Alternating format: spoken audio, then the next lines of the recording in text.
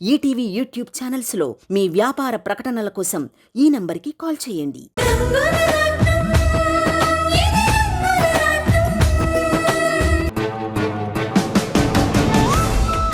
ప్రియా లేక ప్రియా ప్రియా ప్రియా ప్రియా సీత, ఏం జరిగింది? పాపను ఒకసారి చూడండి సార్. సీత, మన కళ్యాణ్ సార్ కూతురు కదా? అవును సార్. బాయ్, త్వరగా తీసుకురా ప్రియా ప్లీజ్. నువ్వు ఇక్కడే ఉండమ్మా. ప్లీజ్ డాక్టర్, పాపకేం కాకుండా ఎలాగైనా రక్షించండి. హాస్పిటల్కి తీసుకొచ్చారు కదా, ముందు మమ్మల్ని ట్రీట్మెంట్ చేయనివ్వండి. బాయ్, తీసుకురా లోపలికి.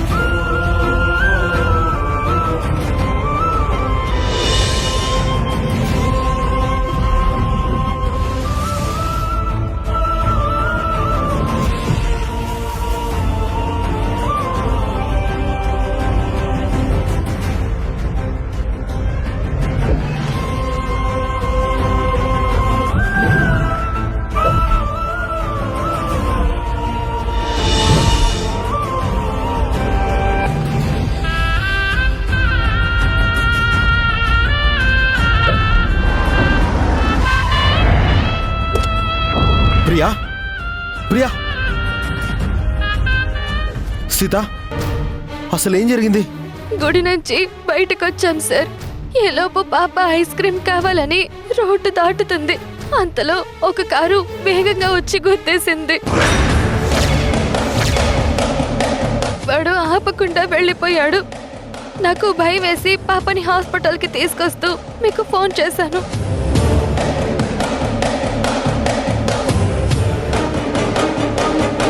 ప్రియా, ప్రియా, అమ్మ ప్రియా, డాక్టర్ ముందు బ్లీడింగ్ డెటాల్తో క్లీన్ చేయండి. సెప్టిక్ అవ్వకుండా ఇంజెక్షన్స్. నేను చూస్తాను, కంగారు పడకండి. కూల్ డాక్టర్, మీరు కూడా ఇలాంటి కేసులు ఎన్నో చూసుంటారు. ప్రియా, ఎంతో మందిని మీ చేతుల మీద ఎన్నో ప్రాణాలు కాపాడారు. ఈ సిటీలో one of the best doctor మీరు. బట్ ఇప్పుడు బెడ్ మీద ఉన్నది మీ కూతురు. తనని ఈ పరిస్థితుల్లో చూస్తూ మీరు ట్రీట్మెంట్ చేయలేరు. అది కాదు డాక్టర్, పాప. డాక్టర్, నాకు తెలుసు డాక్టర్, నాకు కూడా పిల్లలున్నారు. ప్రియకేం కాదు. ప్లీజ్ మీరు బయటకు వెళ్ళండి. కాదు డాక్టర్, నేను చూసుకుంటాను. ప్రియా,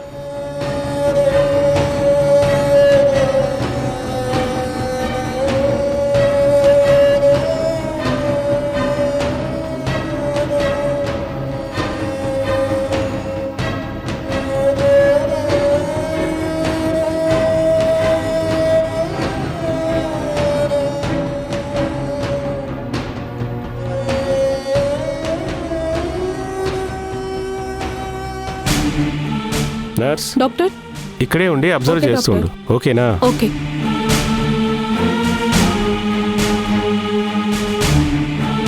డాక్టర్, పాపకేం కాలేదు కదా?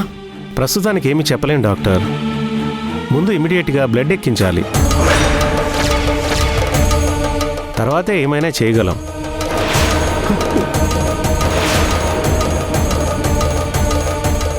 ఏంటి సార్, ఎందుకు భయపడుతున్నారు?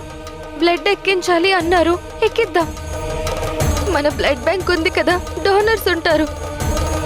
అంతవరకు ఎందుకు, నేనే ఇస్తాను. ఎవ్వరూ ఇవ్వలేరు ప్రియా. అది చాలా rare blood group, Bombay blood group. అది అది లక్షల్లో ఒక్కరికి ఉంటుంది. వాళ్ళు ఎవరో, ఎలా కనిపెట్టాలి, ఎప్పుడు బ్లడ్ ఇవ్వాలి, వాళ్ళు ఎప్పుడు రావాలి. ఈలోపు నా కూతురు ప్రాణాలు.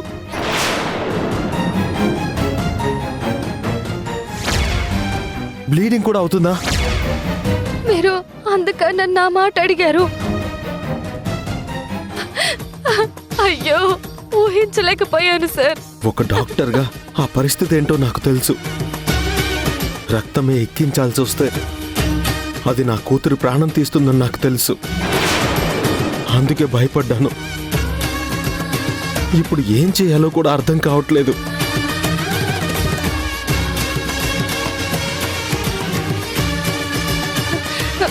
టెన్షన్ పడక్కర్లేదు సార్. వెంటనే టీవీలోనో సోషల్ మీడియాలోనో పోస్ట్ చేద్దాం. ప్రియా ఫోటో కూడా రివీల్ చేద్దాం. మనసున్న ఏ ఒక్క మంచి మనిషి అయినా మనకి దొరుకుతారు. పాపని కాపాడతారు.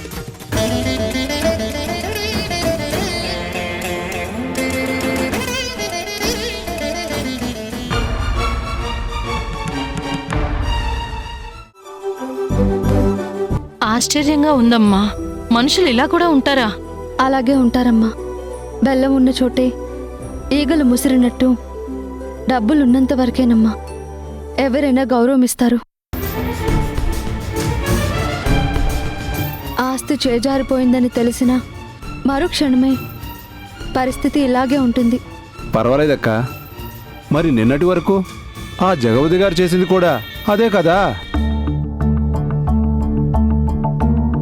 డబ్బు లేదని సొంత కొడుకునే ఆయన శత్రువులా చూశారు. ఈరోజు ఆయన దగ్గరున్న డబ్బు పోయేసరికి నిన్న దండాలు పెట్టిన వాళ్లే ఎదురు తిరిగారు. అంజీ, ఏంట్రా ఆ మాటలు? అక్కడేదో మొత్తం నీకు తెలిసినట్టుగా నోటుకొచ్చినట్టు వాగుతున్నావు. నేనేం తప్పుగా అన్నానక్క. ఆయన గారు అరెస్ట్ అయ్యారు, ఆస్తులు పోయాయి, ఆఖరికి ఇంటి నుండి కూడా గెంటేశారు. ఒకప్పుడు ఆ పని నీకు చేయాలనుకున్నారు, ఇప్పుడు ఆయన భార్యకే జరిగింది అంటున్నాను. అంజీ, మరొక మాట మాట్లాడితే పళ్ళు రాళ్ళు కొడతాను. మనకి వాళ్ళకి పోలికలేంట్రా? సార్ గురించి ఇంత చులకనగా మాట్లాడతావా? చంపేస్తాను. ఏమనుకుంటున్నావో? నోరు మూసుకొని వెళ్ళి హోటల్లో పని చూసుకో. పో.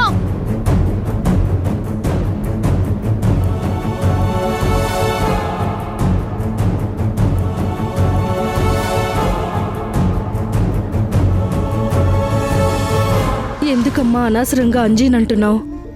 అతను అన్న దాంట్లో తప్పేముంది? నా భర్త ప్రవర్తన ఏంటో అదే చెప్పాడు. ఒకరోజు ఆయన నిన్ను చెయ్యని నేరంలో ఇరికించాడు.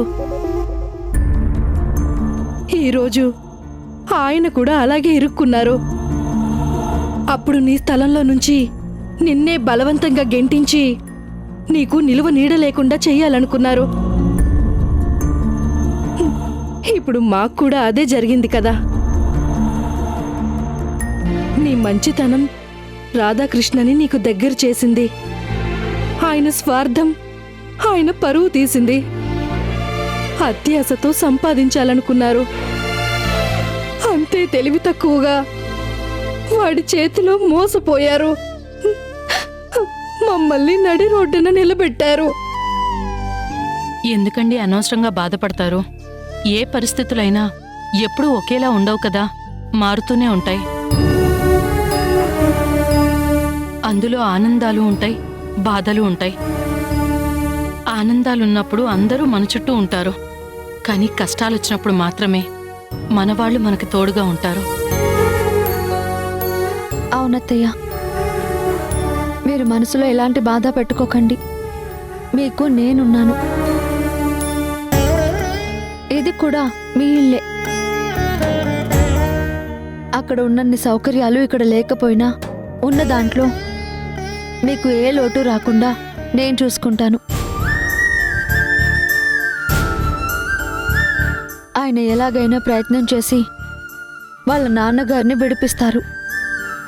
మళ్ళీ అన్నీ సర్దుకుంటాయి. మీ వైభోగం మీకు వస్తుంది. అమ్మా రాణి, నిజమైన ఆనందం ఆస్తులలో ఉండదమ్మా, ఆత్మీయులతో ఉంటుంది. కష్టం వస్తే నీకోసం నేనున్నాను అని నిలబడే మనుషులుంటే చెట్టు కిందున్న ధైర్యంగానే ఉంటుందమ్మా. కానీ అతడే లేని రోజు అంతఃపురంలో ఉన్న భయంగానే ఉంటుంది. మాకు అండగా ఉంటానన్నావు, అది చాలమ్మా. మాకు ఆడంబరాలు అవసరం లేదు.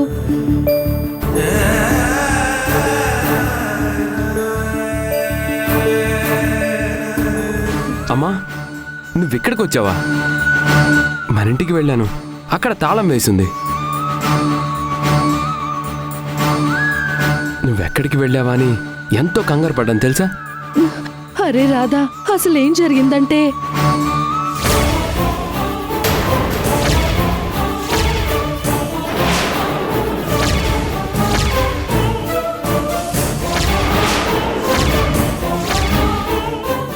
అదిరా జరిగింది. సమయానికి రాణి అక్కడికొచ్చి నన్ను ఇక్కడికి తీసుకుని వచ్చింది. థ్యాంక్స్ రాణి, అమ్మని తీసుకొచ్చినందుకు. చచ్చా, అవే మాట్లాడండి. అత్తయ్య గారు మీరు పరేవారా?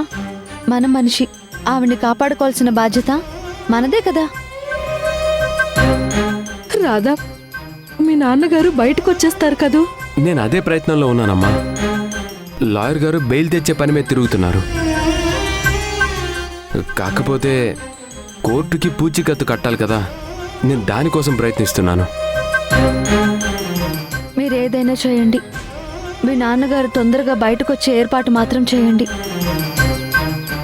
అప్పుడే అత్తయ్య గారు ఆనందంగా ఉండగలరు.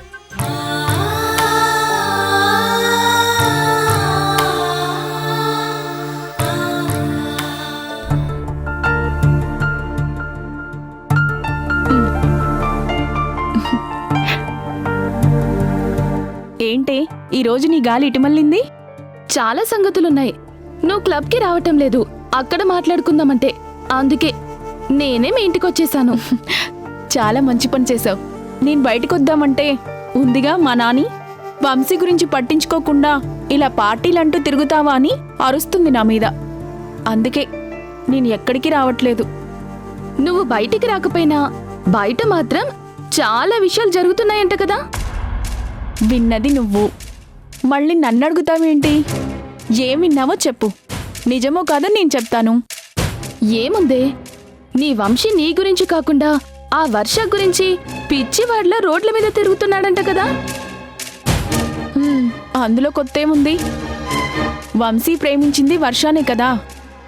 వాళ్ళని విడగొట్టాను కానీ వాళ్ళ ప్రేమని విడగొట్టలేకపోయానని నీకు కూడా తెలుసు కదా. సమంత, టీ తీసుకోండి.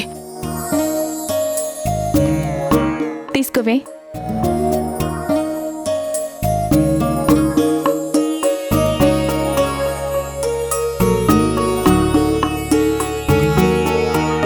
సమంత, ఎవరివిడా? ఆవిడ మా గ్రాని, చాలా మంచి మనిషి.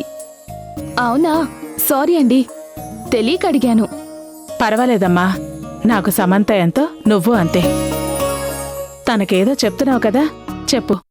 చూడు సమంత, మొగుడనేవాడు మన కొంగు పట్టుకొని తిరుగుతుంటే మన చెప్పు చేతుల్లో ఉంటాడు. మనమే చెప్తే అదే వింటాడు. అది జరిగే పనేనా?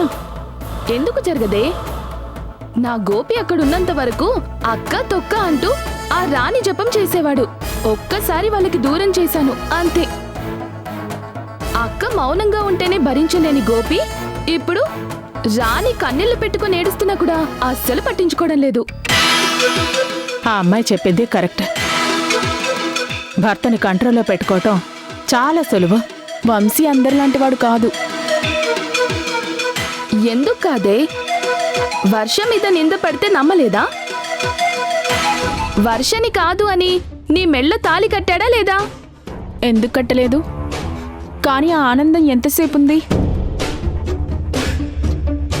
పెళ్లి జరిగిన 24 గంటలు గడవక ముందే వర్ష వర్ష అంటూ వెళ్ళిపోయాడు. నన్ను ఒంటరిని చేసేశాడు. అలాంటి వంశీ మళ్ళీ నా వాడు ఎలా అవుతాడా అని ఎంత ఆలోచించినా నాకు అర్థం కావడం లేదు. చూడు, వర్ష అందర్నీ వదిలేసి అజ్ఞాతంలో కలిసిపోయింది. మళ్ళీ తిరిగొస్తుందన్న నమ్మకం అందరికీ చచ్చిపోయింది. అలాగే ఆ రాణి ఇంటి పరిస్థితి కూడా ఏమీ బాగోలేదు. వాళ్ళందరూ బాధల్లో ఏడుస్తున్నారు. గోపి సహాయం కోసం ఎన్నిసార్లు వచ్చినా మమ్మీ నేను గోపి వాళ్ళ వైపు తిరిగి చూడకుండా జాగ్రత్త పడ్డాం. అసలు ఇదంతా ఇప్పుడు నాకెందుకు చెప్తున్నావు? ఇంకా అర్థం కాలేదా? తను గోపిని ఎలా లొంగ తీసుకుందో వంశీని నువ్వు అలాగే లొంగ తీసుకో అని చెప్తోంది. నాని, నా నీడనే సహించని వాణ్ణి నేనెలా లొంగ తీసుకుంటాను? ఆడది తలుచుకుంటే అసాధ్యం అనేది ఏదీ ఉండదు. వంశీకి దగ్గర అవ్వాలని నాకు ఉంది నాని, కానీ ఎలాగో నాకు అర్థం కావడం లేదు. చూడు సమంత, వంశీ మీద నీకు హక్కు ఉంది. భార్య అనే బంధం ఉంది. తనతో ఎప్పుడైనా మాట్లాడే అవకాశం ఉంది. వెళ్ళి బతిమలాడు. హా, వినడు. కన్నీరు పెట్టుకో. కరగడు. కాళ్ళు పట్టుకో. తప్పకుండా కనికరిస్తాడు. తర్వాత మెల్లగా నీ దారికి తెచ్చుకో. ఆ తర్వాత కోపం ప్రేమగా మారుతుంది. భర్త బానిసగా మారతాడు. వంశీ అందుకు అతీతుడు కాదు. చూడు సమంత, వంశీకి నువ్వు దగ్గర కాకపోతే తన చెల్లికి అన్యాయం చేసిన నీకు తగిన శాస్తి జరిగిందని రాణి ఆనందపడుతుంది. నో, అలా జరగకూడదు. అలా జరగాల వద్దో నీ చేతుల్లోనే ఉంది. ఎలాగైనా వంశీని మనింటికొచ్చేలా నువ్వు చేయి. ఆ తరువాత వంశీ కుక్క పిల్లలా నీ చుట్టూ తిరిగేలా నేను చేస్తాను.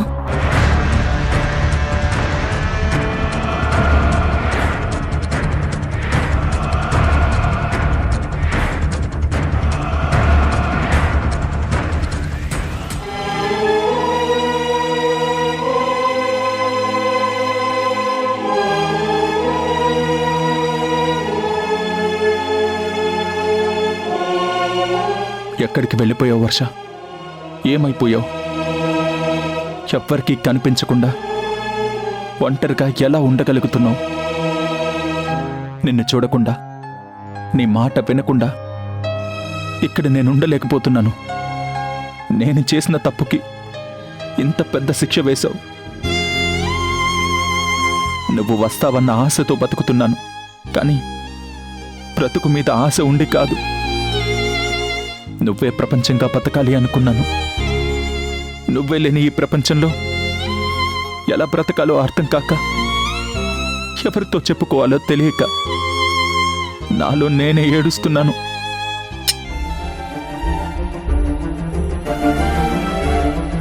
ఏంట్రా ఇది? బాధల్ని మరిపించే సర్వబాధ నివారినిరా. ఈ ప్రపంచంలో భగ్న ప్రేమికులందరికీ ఇదేరా తోడు. పిచ్చిగా మాట్లాడుకు శేఖర్. నువ్వెక్కడ పిచ్చివాడి అయిపోతావో అని నేను భయపడుతున్నాన్రా. వర్ష కనిపించే వరకు నేను మనిషిని కాలేనురా. ప్రేమ కోసం ఇంతలా తప్పిస్తున్నావు కదా, మరి ఈ స్నేహితుడి కోసం చిన్న కంపెనీ ఇవ్వు. నాకు తాగాలని లేదు, తీసే. ఇది నిన్ను తాగుబోతుని చేయడానికి తీసుకురాలేదురా. నాకు ఆఫీస్లో ప్రమోషన్ వచ్చింది. నా సంతోషాన్నైనా నా బాధనైనా పంచుకోవడానికి నాకున్న ఏకైక ఫ్రెండ్వి నువ్వే. అందుకే తీసుకొచ్చాను. అది కాదు శేఖర్. ప్లీజ్ వంశీ.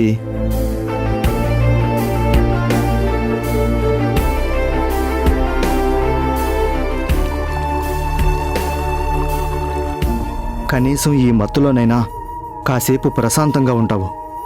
వర్షా ధ్యాసలో పడి నువ్వు కంటి మీద రెప్ప కూడా వేయడం లేదు. నిన్ను కాపాడుకోవాల్సిన బాధ్యత నాదే.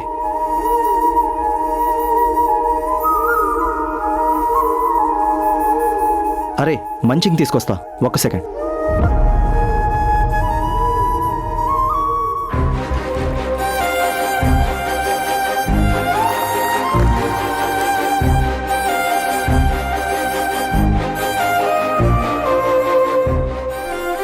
అరే, ఆ ఫోన్ ఎంతసేపు చూస్తావురా? జబర్దస్త్ లాంటి ప్రోగ్రామ్ వస్తుంటే మ్యూట్లో పెట్టావేంటి? సౌండ్ పెంచు. ఆ ఫోన్ తీసి అక్కడ పెట్టరా.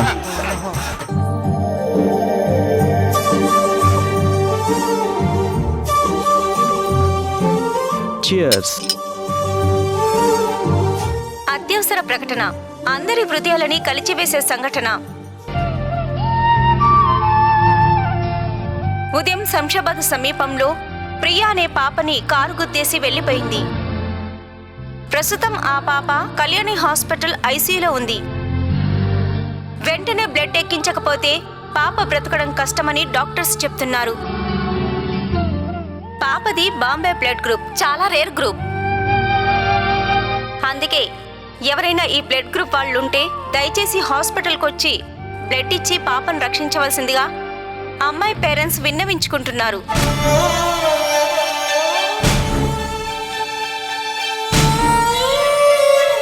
అవసరమైతే ఎంత డబ్బైనా ఇస్తామని వాళ్ళు తెలియజేశారు.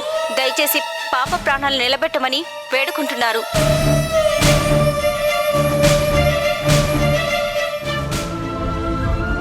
రే, ఎక్కడికి రా? చూసావు కదా, హాస్పిటల్కి వెళ్తున్నాను. ఎంత డబ్బైనా ఇస్తాను అన్నారంటే అర్థమవుతుంది కదా వాళ్ళు డబ్బున్న వాళ్ళు అని. డబ్బు కోసం ఎవరైనా ఇస్తారులే, నువ్వు కూర్చో. డబ్బుంటే ఏదైనా కొనుక్కోవచ్చు అనుకుంటారు, కానీ ప్రాణాల్ని కొనుక్కోలేం. పైగా ఆ పసిపాప ఎంత చిన్నపిల్ల, ఎంత ముద్దొస్తుందో. అలాంటి చిన్నపిల్లకి ఎలా జరిగిందంటే తట్టుకోవడం కష్టం రా. నేనేం వదిలేయమని చెప్పడం లేదురా, ఎవరో ఒకరు ఇస్తారు అని చెప్తున్నాను. అవకాశం మన దగ్గర ఉన్నప్పుడు ఎవరో ఇస్తారని ఎందుకు అనుకోవాలి? నేనే ఇవ్వచ్చు కదా. సూర్యం నిజస్వరూపం నాకు తెలుసు. నా విషయంలో వాడు ఎంత ద్రోహం చేశాడో మీకు తెలియకపోయినా నాకు తెలుసు. వాడు మీకు దేవుడే కావచ్చు, కానీ నాకు మాత్రం ఒక ద్రోహి. సార్, బ్లడ్ డోనర్ మీతోనే ఉండాలి కదా, ఎక్కడున్నారు? ఇప్పుడే బయటికి వెళ్తున్నాడు. ఎందుకు? సార్,